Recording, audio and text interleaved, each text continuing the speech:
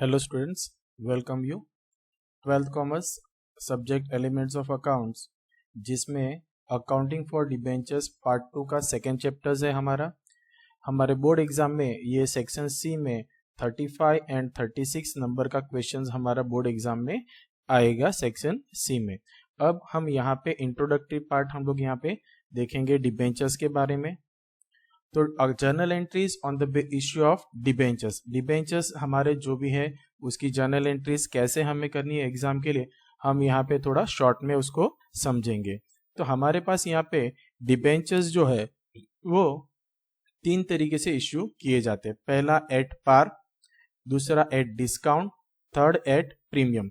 Eight par means 100 rupees का debentures हमारा 100 rupees में दिया जाएगा या फिर 10 रुपीज का डिबेंचर्स 10 रुपीज में। एग्जाम्पल है ये।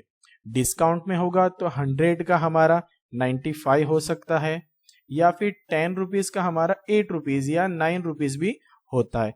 तो कम प्राइस में जो दिया जाएगा उसको डिस्काउंट बोला जाएगा, सेम प्राइस पे बोला जाएगा उसको एट पार बोला जाएगा। एंड एट प्रीमियम 100 का वैल्यू का जो शेयर्स है वो 110 में देंगे या 10 रुपीज का जो शेयर्स है वो 12 रुपीज या 15 रुपीज में हम देंगे, यानी एक्चुअल प्राइस से ज्यादा प्राइस में देंगे, वो हमारा हो जाएगा एट प्रीमियम।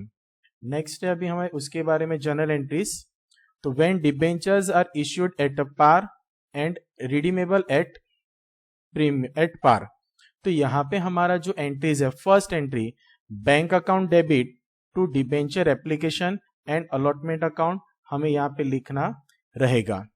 सेकेंड एंट्री है, ये जो हमारा फर्स्ट एंट्री में debenture application and allotment account credit हुआ उसी को हम डेबिट करेंगे टू परसेंटेज डिबेंचर अकाउंट। अब परसेंटेज डिबेंचर हमारा यहाँ पे जितने भी परसेंटेज हो का डिबेंचर्स हो, 9%, 8%, 10%, वो लिखना रहेगा।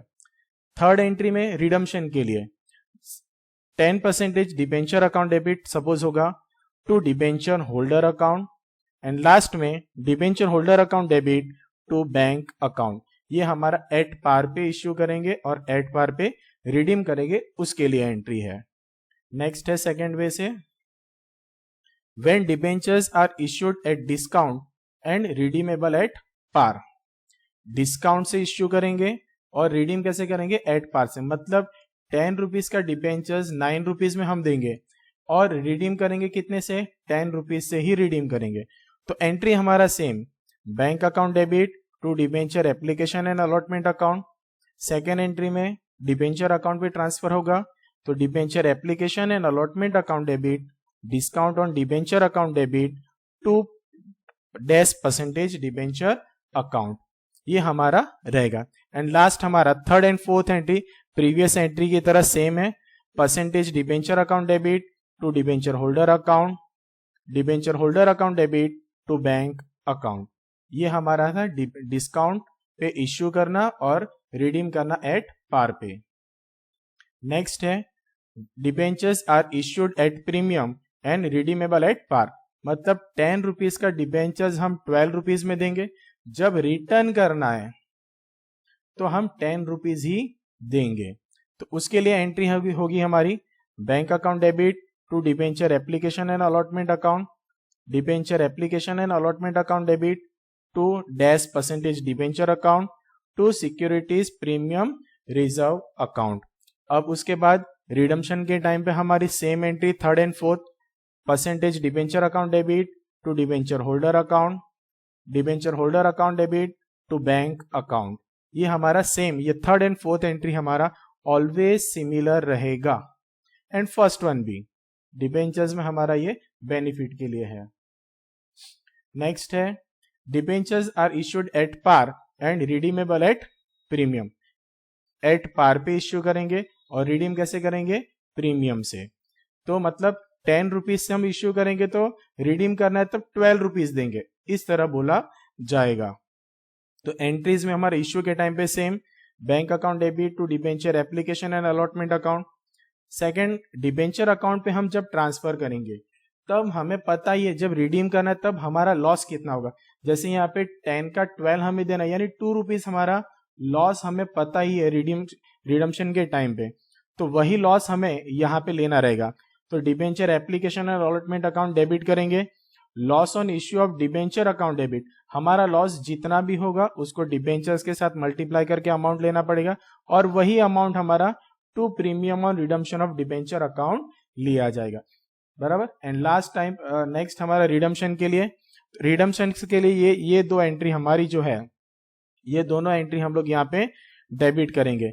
Percentage debenture account debit, premium on redemption of debenture account debit to debenture holder account, and last में debenture holder account debit to bank account करके हम पेमेंट करेंगे।